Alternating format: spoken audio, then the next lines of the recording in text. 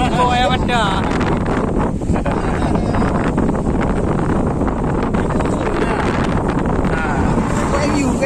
Muka MU dulu tapi. Tengok.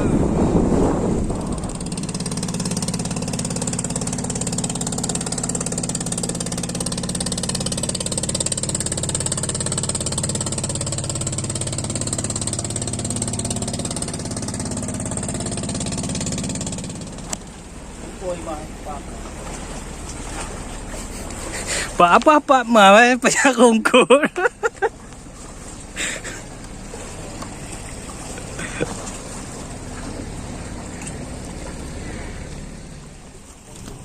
Oke teman-teman, kita cari umpan dulu dengan teknik aset atau kotrekan. Kita cari ikan kecil dulu sebagai umpan ikan besar. Selain menggunakan umpan ikan hidup, kita juga bisa menggunakan umpan udang hidup teman-teman.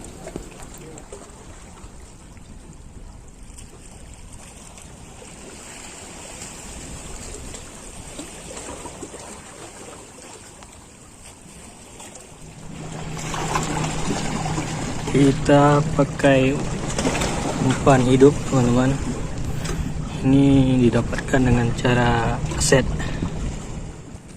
Ini adalah salah satu contoh umpan ikan mati teman-teman. Selain ikan hidup, ikan mati juga bisa kita gunakan teman-teman. Walaupun menurut saya ikan mati kurang jos. Yo! Oh, kawan dengar weh, buku.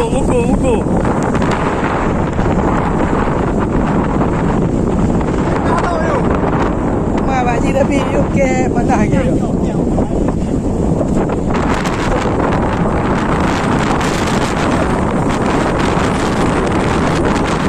Oh, kampung. Berbian lah.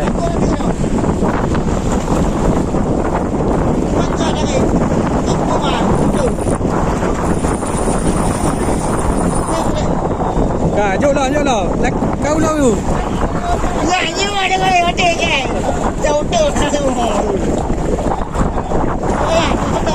Pakai belum tu? Apa pakai belum tu? Aduh. Lihat buat. Alah, buku.